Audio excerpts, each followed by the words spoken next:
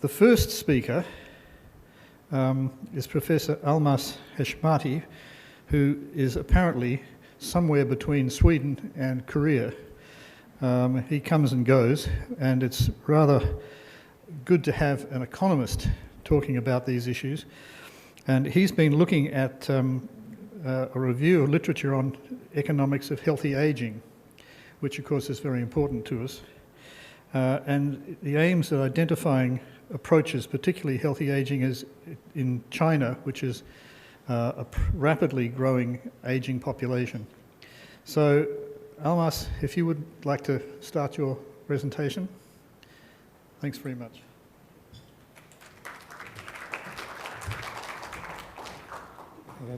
Thank you very much. I wish to thank Dr. Dilani and the scientific committee for allowing me to be here and talk about healthy aging in China.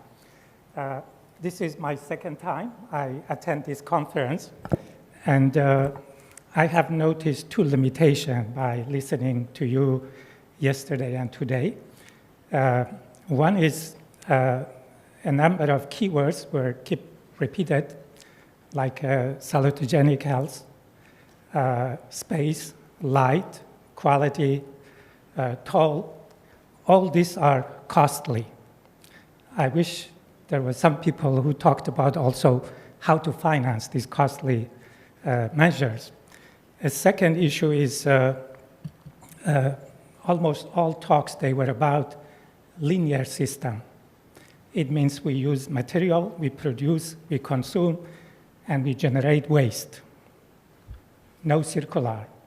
But I think health and the way that we live, we should think about circular, not linear, especially in a case like Hong Kong, that we have little space, we have high density population, high living standard, and we keep building tall, and the next generation won't be very happy to manage this waste. So that's why I wish for the next conference, some people will talk about circular type of production, consumption. It means reducing material, reusing material, and also waste management. So now, having said those 2 points, I will talk about economics of healthy aging in China. And this was Dr. Dilani's idea that I should prepare a review of the literature in this area. The outline of presentation is to provide the introduction to healthy aging first, then review the literature and the way healthy aging is measured, and then look at some country cases, especially China, but also look at region of Europe and also India and US as a comparison. Especially look at urban healthy aging and policy, then investment in healthy aging, and also, of course, diet, which plays an important role. Then, based on what I learned from the review of the literature, I try to come up with factors that can be determinant for healthy aging, and how to design a policy that takes into account those key factors. If you look at China's aging population, is referred to as a ticking time bomb. And it is for good reason, of course. It is seen both as a challenge and also as opportunity. Challenge because it's costly, it's difficult to deal with, it's a problem, but opportunity because we have still room for improvement to be able to deal with it. And then the health of older population determines the need for resources and also care, and of course is costly. And health is considered as an important determinant of economic growth and social well-being, and of course also competitiveness for a country like China that is much export-oriented and is a world chip factory in our time. So investing in healthy aging contributes also positively to labor supply that we need in production and providing service, decreasing sick leave, and also the likelihood of costly early retirement. So the objective is to review the literature, to summarize approaches that are presented in the literature to deal with the pressure of healthy aging population, to focus on the strategy, policy, practices, and measures, and look at the cost and benefits of investment in healthy aging, and look at China as a special case.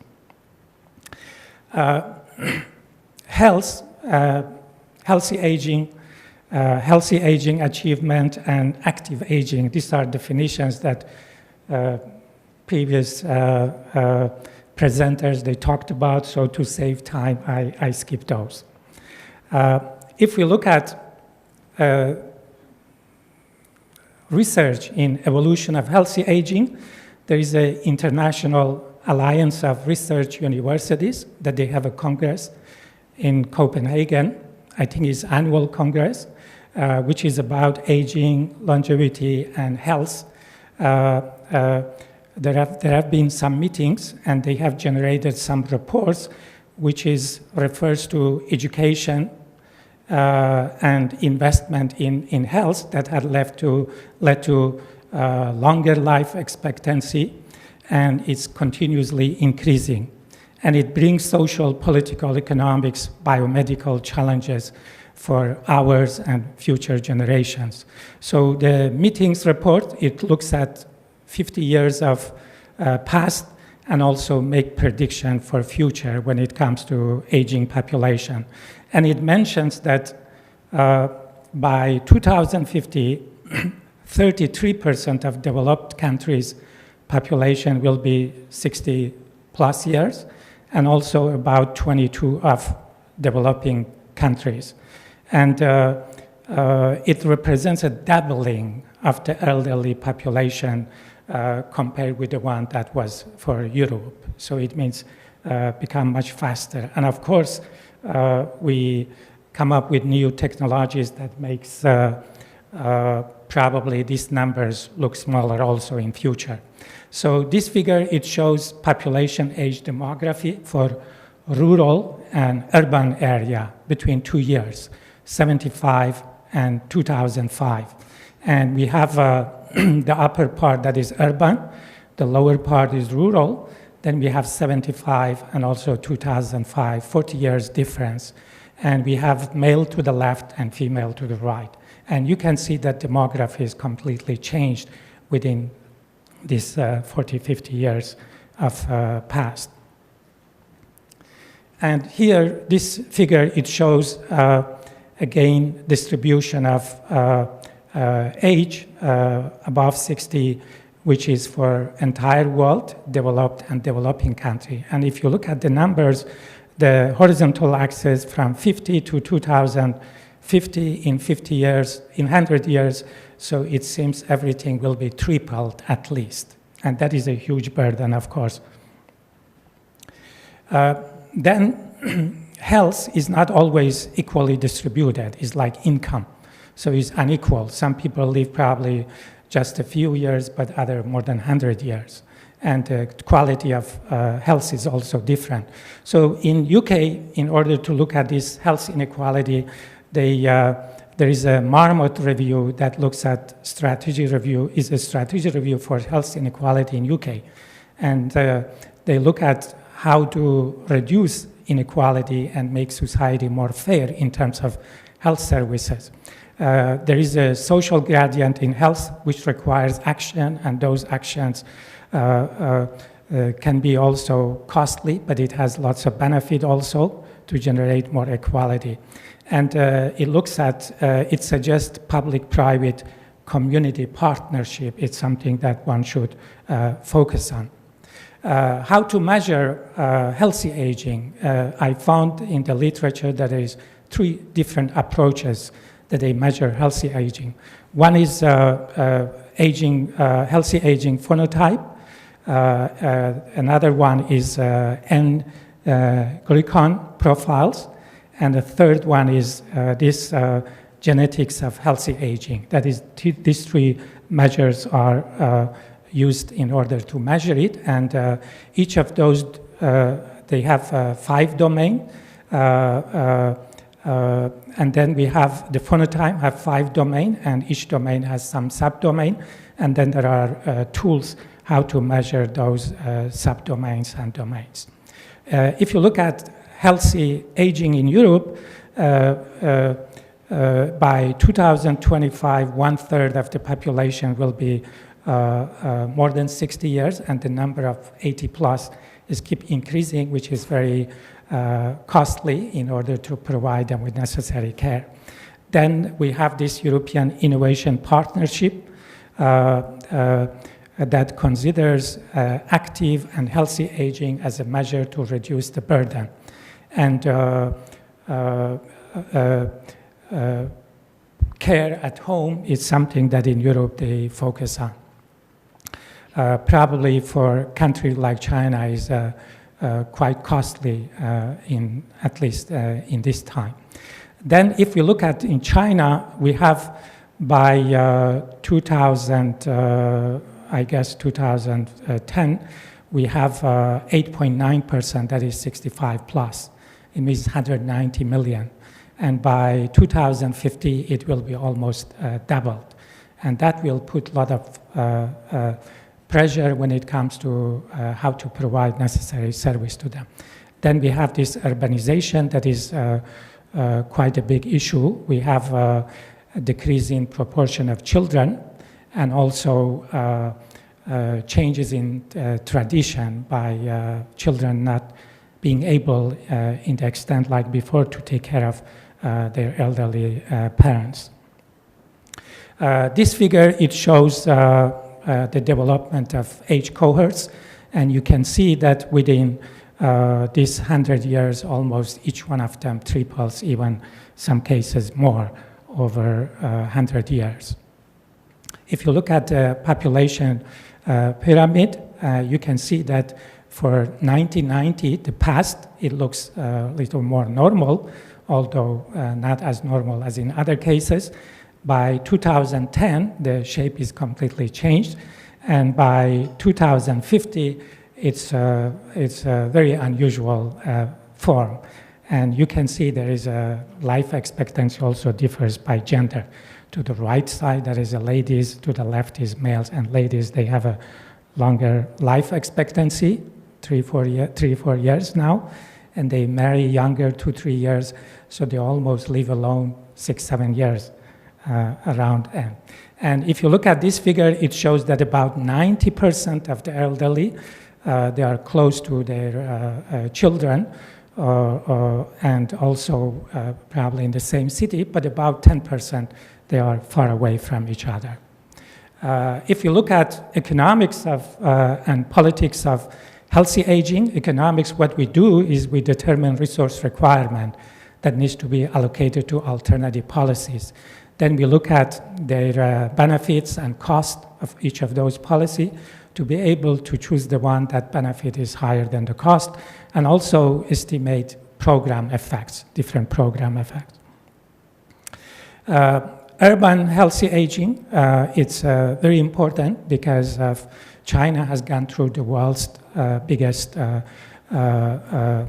human migration, which has a strong implication for health services. And major public health challenges are, for instance, the growing city size and urban population. That leads to, we need to invest more in infrastructure. Growing environmental problem is a consequence. Hazardous living environment, problem with public safety, and social equity, infectious disease, all these things are comes with this increased urbanization. So we need urban sustainability, and that is to have a balanced investment that takes into account culture, socioeconomic, technical, environmental, and ecological factors. And home and healthy aging, as I mentioned in Europe, it's something that is invested in, probably is very costly for China and not possible because of changing situation. They identify 5 ways to construct healthy aging. Home and keeping active the elderly, managing their lifestyle, health and illness, and balancing social life, and balancing material and financial circumstances. That is requirement for this policy of taking care of elderly at home. And this is urbanization trend that we can see Korea, Japan, and Malaysia. They had a very fast and high level of urbanization, but China, it's about a little over 40%. It means we have still plenty of space to expect that there will be more urbanization.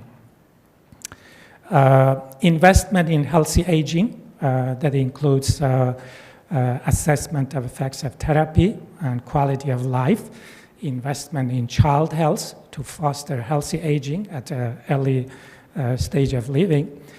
We have promoting dietary pattern, exercise habits, integrative approach to learning and community-based care. These are what I find in literature that they emphasize to invest in. Then we have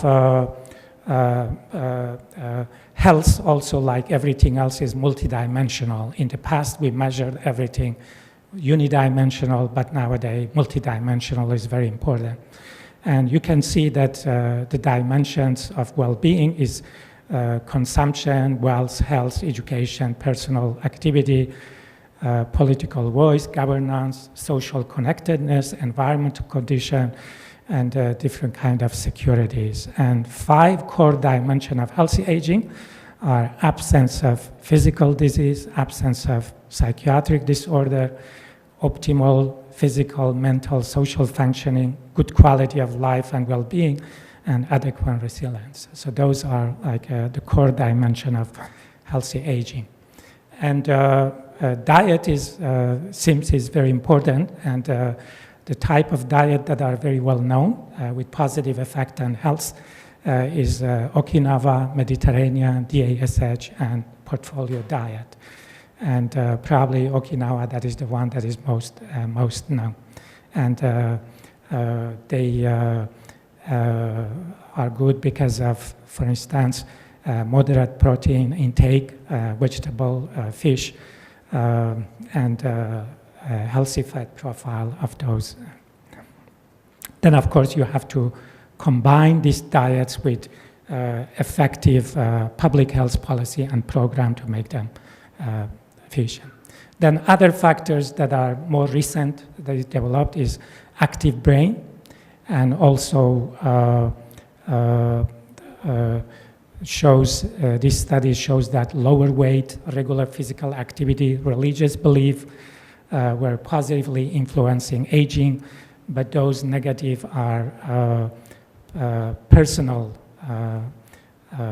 factors that are, for instance, obesity and also pollution. Those are negatively affecting health.